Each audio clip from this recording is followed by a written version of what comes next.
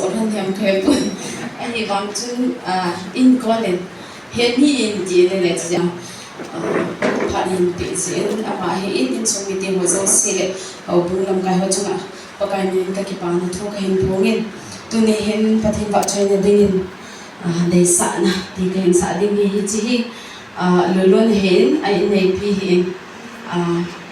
ala sam ni khol hom ting le ana ki til kho na ji ram ting te a dei sa ta chi ka hin sa ding hi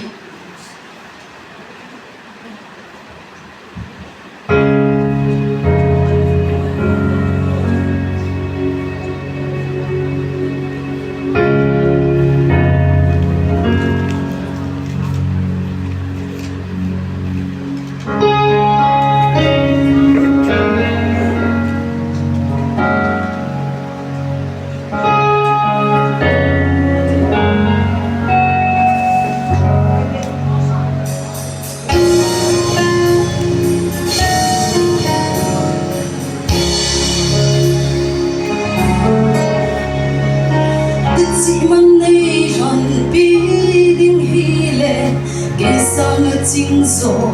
mi tâm bi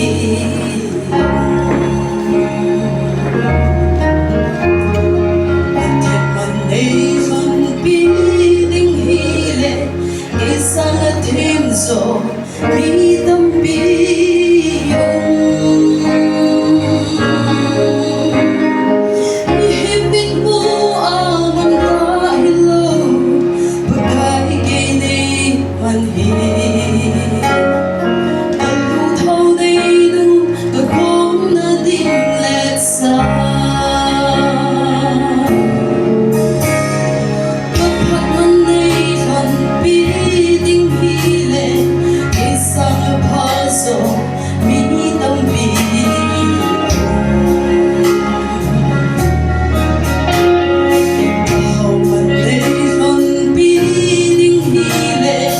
Hãy subscribe